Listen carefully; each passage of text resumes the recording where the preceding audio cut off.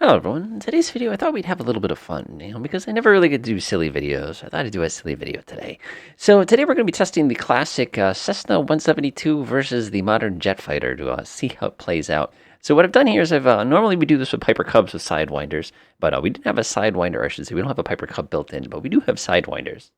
So what I did is I took the Cessna 172, I went over here to weapons, and I slapped on a couple, I'll go ahead and close my window here, and what I did is I actually slapped on a couple of sidewinders onto each one of these. Again, they're just good old-fashioned regular ones. You can see I got a couple 9Ms. Not the most sophisticated sidewinder, and I've left the rest of the Cessna completely alone. Now, one thing that's a little inaccurate, is the fact that these aircraft are traveling at 15,000 feet.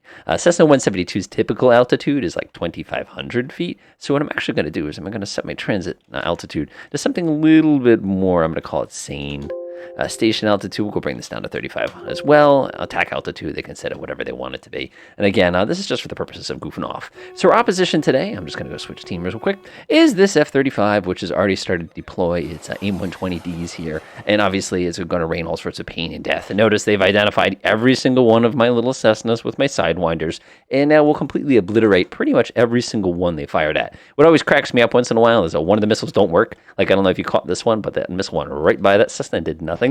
That one's got to get splattered, and obviously these two are going to get pretty much wrecked. Keep in mind, these AIM-120s, as wonderful as they are, if the Cessnas were operating at like normal Cessna altitudes, they would not be nearly that effective. So now let's see what happens. Our F-35, of course, has already claimed 3 victims. So now he's going to go ahead and join the fight here. Keep in mind, he's up at 50 grand. He has a sophisticated radar and everything on board. Everything's looking pretty groovy here.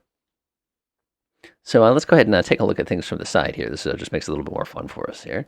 Grab this one. Let's zoom in a little tiny bit. Yeah, he's basically falling out of the sky to attack like on the Cessna 172s. Oh man, this is like Oshkosh or something like that. It's a really, really big fly-in, by the way, for those who've never seen it. It's amazing. Look it up on Google. It's pretty cool. So anyway, we're diving down here. Of course, probably our next victim is going to be this guy, or maybe even this guy right here. We'll see just how cocky this F-35 is going to get himself. And yes, I know I could have done this with an F-15EX. It would have been much, much safer. Or we could have done it with like F-86s or something like that. But hey, this is kind of fun. So F-35 does a nice diving maneuver here. And keep in mind, in the real world, this might be different. Look at that shot. It comes right out the side, and it picks that guy off that I said he would. Look at this missile. It just travels basically vertically, and it's going to pop him. There's no way that Cessna's going to survive that hit. Well, would you look at that? He survived. So there's the other one. It's going kind of wide here, and you can see it just kind of zips right past. And we picked up an enemy missile. Check it out. So now there's an F-35 has got a sidewinder launched at him. Looks like it went just kind of sideways there and did not do any real damage. We got a big old explosion. He, of course, should be smart and start pulling himself out of there as fast as he can, because these pesky little Cessnas are all now going to start pointing at him at the same time. Push the little tiny throttle handles as far forward as they possibly can. So this is going to get interesting. So I'll kind of see. I can see there's another missile on the way, and I can see that one's tracking quite nicely. Again, this has only been missile number 2 fired from our Cessnas here. He's running to the ground, and look at that. The F-35 just got hit. So our Cessnas, we've lost 5 of these guys so far, I think. We'll check it in a minute. And we've deployed an awful lot of very high-tech weapons here. But unfortunately, even the M model of the Sidewinder is more than enough to challenge somebody who can look out the window. And I always find this kind of thing is kind of funny. Oh, let's see what happens. It's tracking. Chaff. Oh. And now our F-35 has been defeated by our little Cessnas here. So let's go ahead and change our view real quick and see how we did. I'll pop up to map settings. I'll scroll down to, let's see, losses and expenditures. I meant to do it over here. And let's see, we lost 3 Cessna 172s, and we exchanged it for 1 F-35. Now, you're all sitting here screaming at the monitor right now saying, that's not fair. You didn't have to.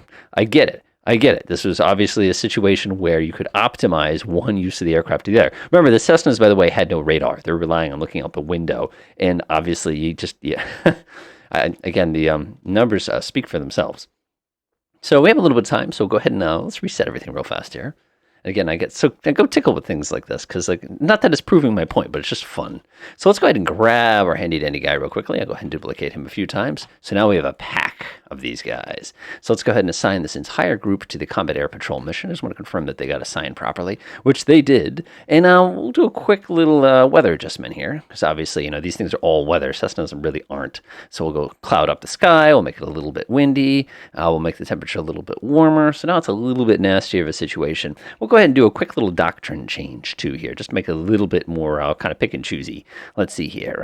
Winchester, we'll say all BVR standoff weapons. Let's see here. Use loadout setting, one engagement with guns. You don't really want that. Mission-specific weapons have been expended. So that's going to be all my Sidewinders and stuff like that. Okay, let's try this scenario a little bit more, I guess you want to call it fairly. It really doesn't make that much of a difference to me.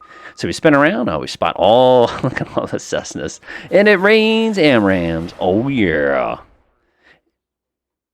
So then, of course, they dive down here, and they're going to come join the fray as they come ripping around. Remember, they've got those high off-aspect weapons. My little Cessnas do not. They're kind of at the mercy of this. So look at that shot right off the shoulder. Oh, man, they're all coming down to this guy. He fires, and now look at that. He fired one off the left shoulder, and he fired the other one off the right shoulder. Ooh, this is going to get bad real quick. And there's another down Cessna. I'll go ahead and give him a second here. Ooh, look at that back. Look at these backward shots. Oh, I love those shots. Those are so cheap. And that Cessna's going to get evaporated, and that Cessna's going to get evaporated. So these guys have succeeded, and they're going to RTV. Let's go ahead and take a look at the differences here.